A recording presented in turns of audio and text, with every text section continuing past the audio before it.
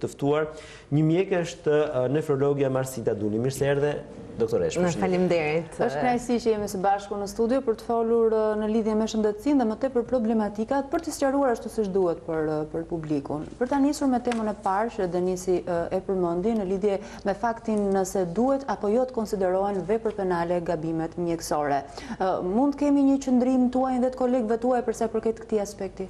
Së pari doja t'ju falenderoja për ftesën që më është bërë nga ana juaj, po njëkohësisht dëshiroj t'ju përgëzoj, njëkohësisht t'ju falenderoj për rëndësinë që jepni çështjeve shëndetësore si media, jo vetëm televizive, po edhe nëpërmjet gazetës dhe fushatave dhe përkrahjes së fushatave sensibilizuese që keni ndërmarr lidhur me problematika dhe me çështje shëndetësore që në shqetësojnë më së shumti vendin tonë. Problematika e kohëve të fundit lidhet më së shumti me gabimet mjekësore. Gabimet mjekësore në vërtet janë disa ngjarje që ndodhen, janë ngjarje sentinele, janë ngjarje që edhe janë mediatizuar kohët e fundit, por që në praktikën e përditshme ndodhin. Janë raste të njohura. Gabimi të gabuarit në çdo profesion, aq më tepër në mjekësi, është një fenomen i njohur, një fenomen i zakonshëm që ndodh. Mjekësia si shkencë në vetvete nuk është një shkencë aq eksakte që nuk e një gabimin, le të themi. Po, që nuk e një gabimin. Aq më tepër tendenca dhe prirja e mjekëve, si nga hapat e para të shkollimit e deri në ushtrimin në përditshmëri të profesionit, puna e përditshme ecën me parimin primum non nocere. Është një term latin mjaft domethënës që prirja secilit në punën e përditshme, secilit nga ne, sepse solidarizohem me kolegët e mia mjekë, këto që ndodhin. Shohim kohë dhe pamjet e protestës në Shkodër, edhe dje ka patur një protest për një rast në fakt flagrant, sepse në këtë rast doktoresh nuk është se kishim një humbje jete që mund kërkonte një izolim të mjekut, por kishim një, le të themi, shkelje procedurale, hapje një kartele dhe sa normale është sipas jush që hapja një kartele qoftë edhe në mënyrë abuzive nga një mjek ti kushtoj atij burgun qoftë edhe për disa orë. Me sa informata kam, në rastin konkret ishte një rast emergjent, ku mjeku ishte thirrur në urgjencë në qendrën spitalore për të ofruar shërbimin shëndetësor, pavarësisht se nuk ishte në shërbim roje, siç quhet ndryshe edhe në praktikën tonë të përditshme. Ishte një veprim procedurial mbasi i nxituar nga ana mjekut, por në të mirë të pacientit për të dhënë ndihmën e parë dhe për të dhënë për t'i shërbyer më së miri. Sepse gjendja e tij ishte kritike dhe duhesh shërbyer. Po nga ana tjetër edhe mos hapje një kartele është një akt tjetër që normalisht duhet hapur, sepse një pacient nuk mund të rekuperohet pa një kartel klinike, pa përshkrimin e një gjendje. Pra dhe po mos e kishte hapur kartelën, pra do kishte probleme për mjekun. Patjetër, sepse është një pacient i pa dokumentuar, është një pacient i pa referuar, kështu që duhen respektuar të gjithë procedurat dhe praktikat e hospitalizimit një pacienti. Aq më tepër që në ato momente mesaçu përfol mjekja që ishte në shërbim ishte angazhuar në një rast tjetër të një pacienti që ishte në nevojë dhe mjeku është thirrur me urgjencë për të shërbyer në krye të detyrës, gjë që ndodh në praktikën e përditshme. Për ta kapur si fenomen, duke u nisur nga rasti konkret, cili është qëndrimi i mjekëve, pse protestohet? Pra kusht ajo thëmbra e akilit që duhet të sqarojmë? Pika kyçe. Normalisht në kodin tonë të procedurës penale ekziston një nen i posaçëm në të cilin mjekët për gabimet e tyre procedohen në mënyrë penale. Pra, të gabuarit në mjekësi vlerësohet si një shkelje penale për të cilën edhe gjykohet. Në qoftë me gjobitje, si dhe deri në 5 vite burgim. Por, që ndodh, gabimi në mjekësi në vetvete është një gabim i bardhë, është gabim në detyrë.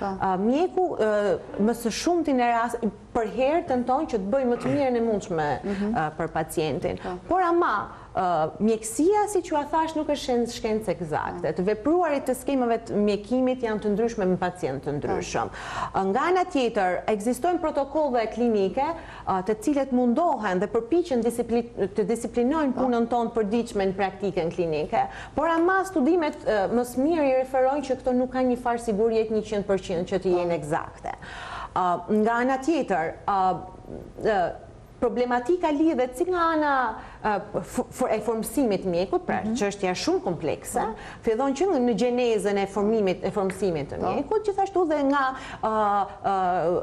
mundësi që i afrohen atij për të vepruar dhe për të manipuluar. Çfarë kushtesh apo në përditshmërinë e tyre. Nuk mund të krahasohet një mjek që punon që sot me një mjek që punon në një zonë malore ku ka mungesa, po normalisht edhe smundshmëria është e ndryshme, përgjithshmëria ndaj smundjes mund të jetë mjek i kujdesit shëndetësor ambulator dhe pacienti ka nevojë për një shërbim spitalor më të specializuar. Pra janë gjëra shumë komplekse që në vetvete nuk lidhen vetëm me mjekun. Ne vetë pas kemi një pikë në ligj. Po, patjetër, ekziston një pikë dhe ajo që i referohen mjekët është që të mos përbëjnë një krim gabimi mjekësor. Pra, gabimin e detyrë të jetë një krim i bardhë, thonë në thojza. Që do thotë që ky mjek të mos gjykohet, mos arrestohet në rastin e gabimeve mjekësore. Në të praktikën botërore ekziston dhe është mundësia që mjekët të vetë raportojnë gabimet e tyre. Por ama në vendin nuk ka një kulturë të tillë. Në Amerikë, për shembull, të gjithë mjekët në rastin e gabimeve mjekësore raportojnë për gabimet. Raportohet për gabimet e mjekut, raportohet për gabimet e spitalit. Në të gjithë botën, pacientët kur hyjnë në spital mund të hyjnë me një diagnozë dhe dalin me një diagnozë tjetër. Prandaj quhet diagnozë hyrëse, diagnozë dalëse pas ekzaminimeve. Dhe një pjesë e sëmundshmërisë ja tashohen edhe nga gjendja spitalore. Pra ato mund të mbartin edhe infeksione spitalore. Por këto ama duhen deklaruar, duhen raportuar. Në Shqipëri nuk ekziston një gjë e tillë, pse? Sepse nuk ka mjeku një mbrojtje ligjore lidhur me këtë çështje, prandaj nuk vetë raportohet. Ekziston stigma, friga se mund të heqet licenca, mund penalizohet, mund burgoset. Po, meqense ne kemi në kohë këtë doktoresh, besoj që do të kishte nevojë për ndërhyrje në ligj. Pra ju kërkoni si komitet i bluzave të bardha që të hiqet, le të themi, vepra penale, gabimi mjekësor, pra se duhet një veprim ligjor, nuk mund të mjaftoheni vetëm me deklarata. Patjetër, heqja licencës, burgimi i mjekut nuk i shërben as mjekut vetë, as sistemit, as qytetarit, as atij që u dëmtua, as pacientit në rastin konkret. Nuk zgjidhin gjë. Këto gabime janë gabime që secili nga ne, duke u vetë raportuar, ndihmojnë në përmirësimin dhe të shohim ku çalon sistemi, ku çalon mjekësia, dhe t'i përmirësojmë këto gjëra. Kësaj vendet e zhvilluara Amerika kanë futur dhe kanë qasur sistemet atilla të cilat janë lidhen me dëmshpërblimin e të dëmtuarit. Por kur kemi lidhje të bëjmë me humbje jetësh.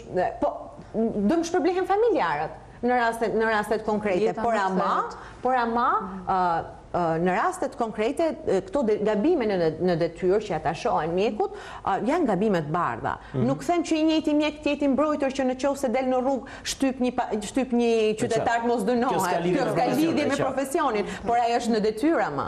Ai është në detyrë, po ushton detyrën e tij me parimet dhe me betimet dhe me një kalvar kualifikimesh dhe eksperiencë në Hipokratit. Patjetër betimin dhe me parimin e përditshëm që primum në notere. Të bëjmë më të mirën e mundshme, të keqen më pak të mundshme për pacientit, të ofrojmë më të mirën për ta. Pra ju tentoni të ndërgjegjësoni mjekun duke u vetë deklaruar për gabimet e bardha, si thoni, dhe të mos konsiderohet si vepër penale. Po kjo nuk përjashton faktin që mjek, duke u përfshirë dhe në atë sistemin korruptiv për cilin diskutohet të shpesh, kanë bërë dhe gabime jo të bardha. Këto ju kërkoni që t'i diferenconi, pra mos i fusim në një klap të gjithë, le të themi. Po, patjetër. Nëse ka rastet e tilla që janë me precedent, normalisht që hynë në një pjesë tjetër, këta janë mos veprime të duhur në momentin e duhur për shkaqe të tjera. Këto nuk bëjnë pjesë të gabimet mjekësore. Okej, ndërkohë do të flasim për shëndetin dhe duke nisur me atë që ka qenë 10 dita botërore kundër HIV-AIDS-it, sëmundja e shekullit kaluar, në fakt të shquhet, nuk e di nëse mjekja do të jetë dakord që të cilësohet sërish sëmundja e shekullit HIV-AIDS-i në këtë 21 Patjetër. Ka një rënje të intensitetit sëmundjes? Normalisht shifrat janë të frikshme. Të prekurve. Po, të prekurve, në total. Ne kemi edhe disa grafik që ta ilustrojnë bisedën, po. Normalisht shifrat janë të frikshme. Referohen që në botë të infektuar me HIV-AIDS janë rreth 36.7 milion individ në gjithë botën.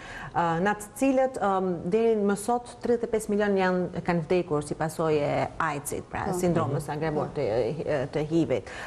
Ndërkohë që çdo vit infektohen nga 2 milion, por ajo që shihet si pasojë e fushatave sensibilizuese, përdorimit të terapive adekuate, sensibilizimit gjithashtu dhe parandalimit ka sjell normalisht vitet e fundit, sidomos edhe në Shqipëri, vërehet që nga 2012, fundi 2012-13 ka një rënje të ndjeshme, të vogël, por ama shihet një përmirësim, domethënë, nuk është se është në ato rritjet e menjëhershme. Ngrelit problematike, sidomos transmetimi seksual, që përmes rrugëve seksuale, dhe më pak i ndjeshëm, sidomos nga nëna ke fëmija, pra transmetimi vertikal, apo nëpërmjet transfuzioneve dhe nëpërmjet drogave, përdorimit të lëndëve narkotike. Mund të prekim pak edhe çështjen e ndryshimit ose të përmirësimit të trajtimit.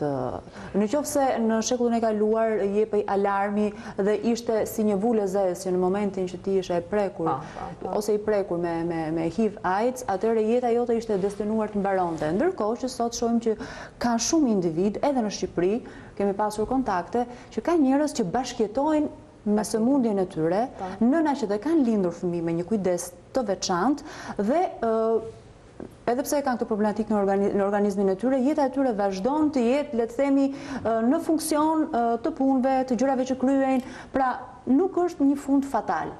Si ka ndodhur ky përmirësim? Patjetër përmirësimi ka ndodhur përmes sensibilizimit, përmes njohjes dhe informimit pacientëve.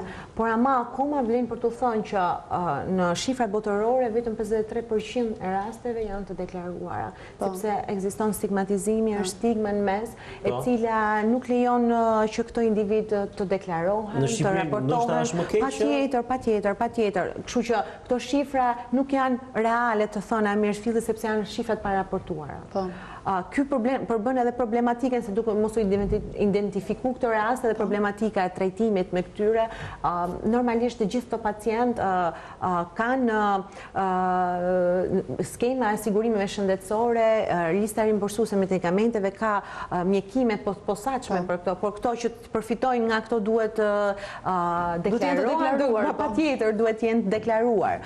Kësaj problematikën ngelet rasti këtyre të mos deklaruar, por bashkëtesa me HIV/AIDS normalisht që është përmirësuar. Kjo tregon që mjekësia ka avancuar? Ka avancuar patjetër, mjekimet janë mjaft efektive, mjekime që bëhen si në pacient që janë pozitiv, por edhe ato që kanë bashkëtojnë me individ që janë me HIV, apo binë kontakt me në përsajt incidenteve i përditshmërisë me njerëz që kanë kontakt, kështu që parandalimi përmes po të njëjtës terapi, por me doza më të ulta terapi parandaluese ka bërë që të frenohen mundësia e infektimit të rasteve të reja, por edhe bashkëtesa me të komunitare.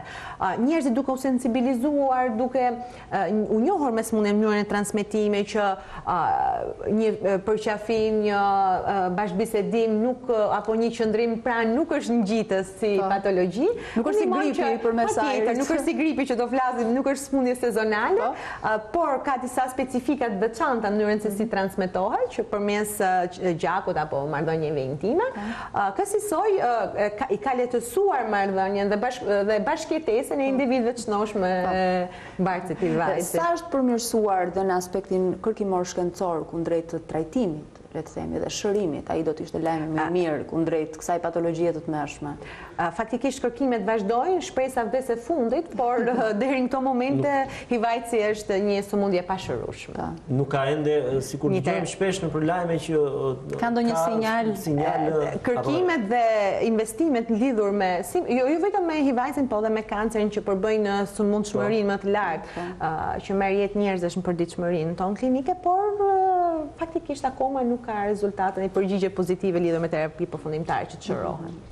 Meqense përmende kancerin, doktoresh, në fakt ka një perceptim as pak profesional se ka një rritje të numrit të sëmurëve me kancer edhe në Shqipëri. Në një gjykim tuaj profesional, pse ka ardhur edhe në mosha 3-ja vjen ky numër në rritje? Vitet e fundit. Ka të bëjë me disa e mendojnë me çështën e mjedisit, me keq ushqyerjen, se sa më tepër me çështje gjenetike.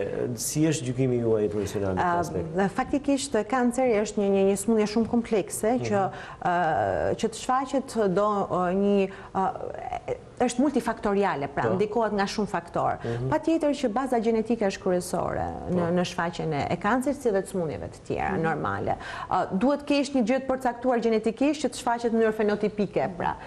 Kështu që individët trashëgojnë predispozicionin, mundësinë që të bësh kancer. Ju jap një shembull konkret. Ka shumë duhan pirës, të cilët nuk bëjnë kancer, nuk gjatëvitet dhe nuk sëmuren. Kjo shpjegohet me faktin që ato nuk kanë predispozicion gjenetik për të bërë kancer. Po, kjo do të thotë që duhani është faktor risku. Nuk është faktor risku, kështu që është faktor ambiental, faktor i jashtëm, i cili ndihmon për të stimulon dhe zhvillon kancer. Po nga ana tjetër ke individ të tjerë të cilët nuk pinë asnjëherë duhan në jetën e tyre, por bëjnë kancer. Kjo do të thotë që faktorët e jashtëm nuk janë vetëm ato që ndikojnë, por kanë përshkruar gjenetikisht mundësinë për të trashëguar dhe për të zhvilluar kancer. Këto janë rast pas rasti, patologji pas patologji. Por ama patjetër është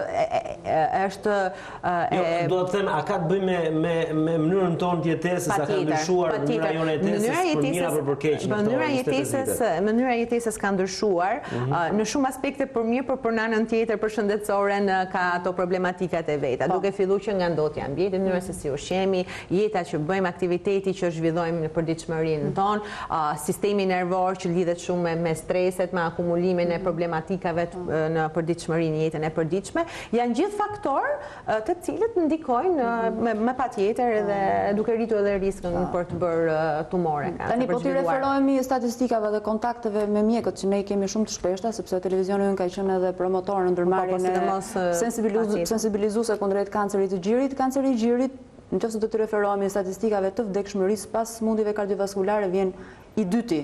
Pra i pari në smundje tumorale. Dhe një nga problematikat që mjekët shprehin është mos diagnostikimi në fazë të hershme. Kemi një përmirësim në lidhje me këtë aspekt?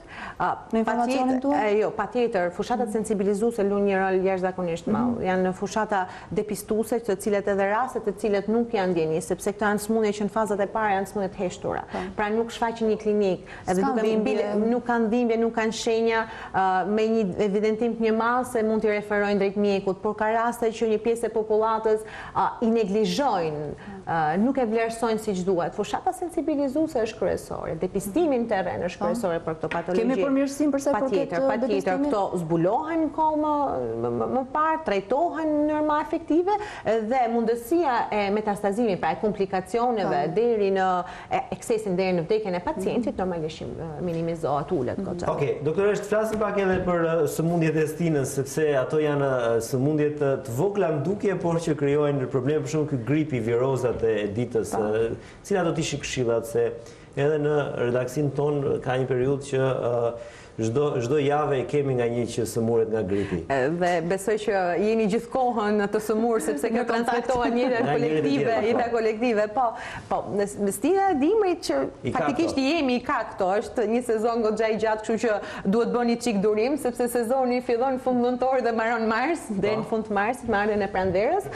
Kështu që por problematike lidhur me sëmundjet e sezonit ngelen moshat dhe ato individ që janë vulnerabël, pra moshat më të prekura, sidomos dhe problematika kanë për të moshuarit dhe për moshat e vogla pediatrike për fëmijë. Pra moshat ekstreme. Moshat ekstreme, kështu që pjesa tjetër ka mundësi rikuperimi shumë atë shpesht, janë aktiv dhe nuk paraqesin komplikacione. Si duhet të ruajmë të afërmit tanë? Kryesisht moshën pediatrike dhe moshën e tretë, që thatë juve. Normalisht, jo vetëm gripi, po edhe smundjet e rrugëve respiratore, janë patologji shumë ngjitse në fakt, dhe përmes arit, përmes perklave, përmes kontaktit, këto transmetohen. Kështu që e vetmja zgjidhje dhe ajo që rekomandohet, por që më të shumtin e rasteve nuk është shumë e zbatueshme, është minimizimi i kontakteve me njerëz të infektuar. Por që në jetën kolektive është pak e vështirë, sidomos në ambientet e punës, në shkolla, në kopshtet qerdhe. Por ama ajo që do rekomandoja do ishte një vëmendje shumë e madhe ndaj çerdheve dhe kopshteve. Shumë prindër dhe shumë edukatorë apo drejtorë çerdhesh pranojnë fëmijën të sëmurë me temperaturë me viroza në kopshte.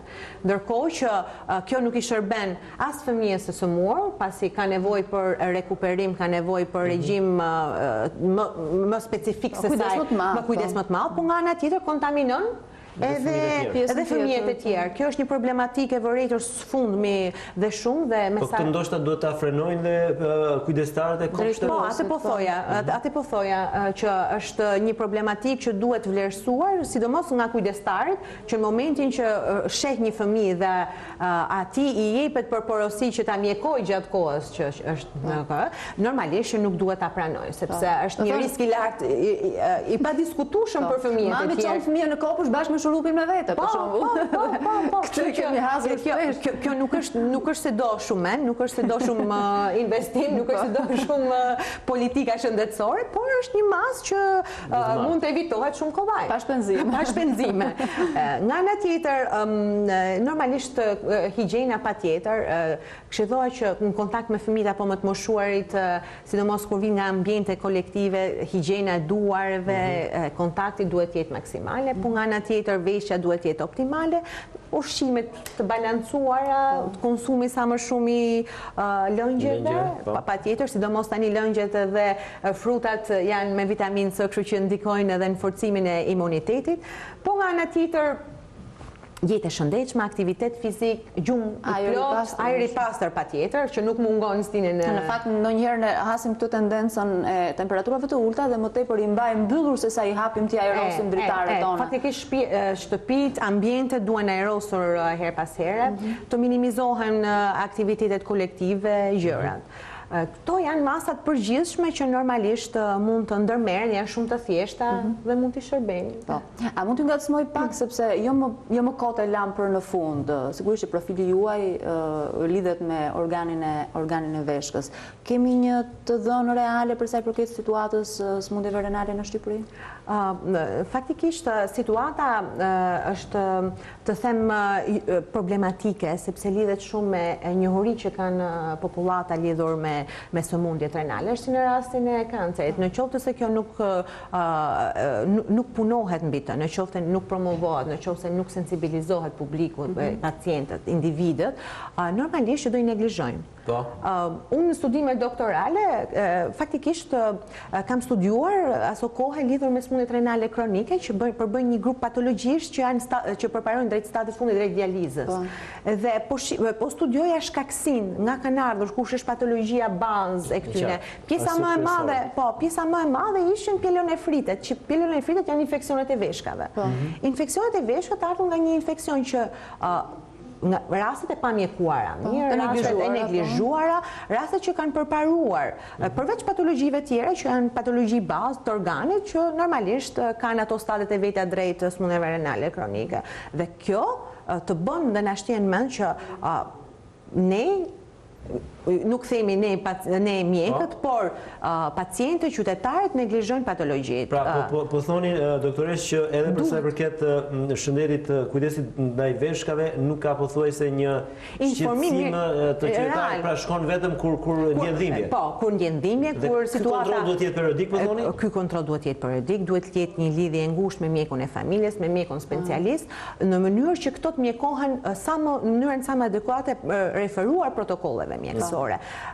Duhet që pacientët mos i referohen më farmacistit për të marrë për një shqetësim urinar, për një djegje urine, një dhimbje në fund të barkut. Nuk duhet më të referohen farmacistit dhe të marrin mjekime, nuk duhet marrin mjekime me antibiotik pa bërë një analizë të referuar nga nefrologu. Pa një recet fundi që është minimalja, po nga ana tjetër po edhe pacienti vetë, po edhe mjekët nuk duhet japin mjekime empirike pa patur një analizë. Sot është e vështirë të mjekohen infeksionet. Një në shkaqet kryesore është përdorimi pa kriterje antibiotikëve. Përdorë antibiotikët në mënyrë pa...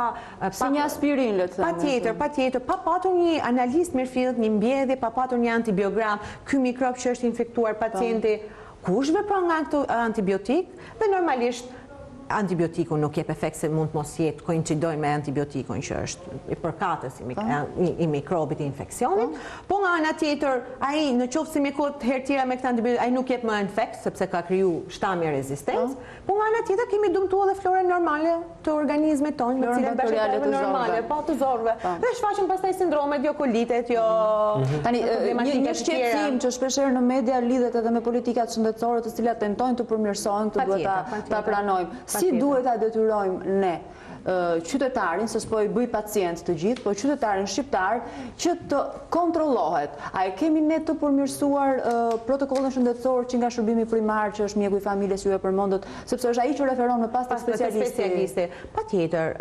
Deri dje drejtoheshin gjithë njerëzit në spital. Ky ishte një problem. Ishte një handicap sepse mbi ngarkonte një shërbim dhe nuk kaloshin hallkat në formën e duar. Patjetër, pacientët kanë një skemë referimi, secili nga ne duke vetë përfshirë edhe veten si paciente normale, sepse ne sumurim edhe ne mjekët.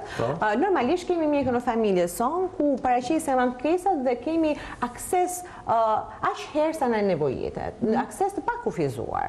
Ku mund të mjekohemi nëse ato e kanë për kompetencë mjekimin ton dhe nëse kemi nevojë për një mjekim më të specializuar, na referojnë pacientët drejt kujdesit shëndetësor sekondar ose atij më të specializuar drejt specialistit, ku marrin pastaj nëpërmjet konsultave marrin edhe përcaktohet edhe diagnozë dhe mjekimin adekuat. Doktoresh, duhet ju bëj një pyetje ndoshta pak e sikletshme, por do doja një mendim si mjeke po dhe si qytetare.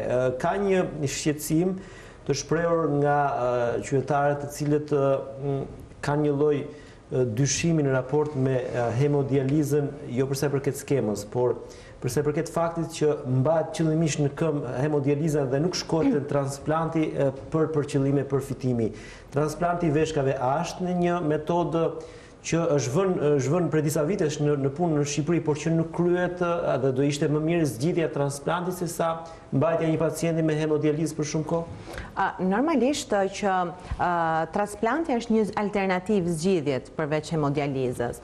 Normalisht ka indikacionet e veta, duhet plotësojnë disa kritere për të arritur në nivelin e transplantit. Po nga ana tjetër, është një sipërmarrje e cila do plotësimin e disa kritereve, disa kushteve për të realizuar. Për një pacient do ishte më mirë që të shkonte te transplanti apo të vazhdonte për hemodializë për një kohë gjatë? Tani patjetër që ajo është një zgjidhje shumë e mirë, sepse minimizon atë vajtjen, aplikimin e terapisë, invalidizimin e pacientit, por nga ana tjetër nuk është se bëri transplant dhe shpëtoi nga patologjia. Ai do ketë gjithë jetën mjekim imunosupresor, do ketë mundësisht të bëjnë edhe komplikacione her pas here. Nuk është se transplanti është zgjidhje përfundimtare dhe shpëtim dhe nuk do ketë më kontakt me sistemin shëndetësor pacienti. Ai do ketë kontakt vazhdueshëm se do marrë mjekimet e përshtatshme, ato shpesh herë bëjnë komplikacione, bëjnë si pasojë edhe terapisë të përgjatë periudhave të tyre, kështu që nuk është se është ky është një mentalitet besoj që duhet thyer, sepse shumë persona mendojnë që zgjidhin një problem për momente dhe nuk kemi më me mjekun ca kohë do vjem atë vështirë që s'është. Kështu që do kenë kontakt prapë. E mira ta bësh mik mjekun, si një mik shtëpie, se besoj funksionojnë gjërat më mirë. Jo, patjetër, sepse këshillat asnjëherë nuk janë gjithmonë të vlefshme, por nga ana tjetër që të mos shkojmë ka hemodializë dhe të mos shkojmë ka transplanti, të përpiqemi që të minimizojmë këto shkaqe që të paktën kemi mundësi. Dhe ky kontroll mirë në sa muaj do të jetë? Paktën një analizë urine, paktën një analizë gjaku për vlerësu parametrat e sistemit renal, një herë në 6 muaj, janë edhe një herë në vit. Nga check-upi dallohen këto probleme? Po patjetër që dallohen, patjetër. Kështu që check-upi është një urinë komplet, po patjetër, evidentohen, zbulohen fazat e hershme, kështu që kapen në kohë dhe mjekohen dhe nuk shkojnë drejt dializës, që është kosto për pacientin, është një vuajtje kalvar, vuajtje për pacientin, por është edhe për kosto për gjithë ne, për sistemin dhe për gjithë ne që e paguajmë.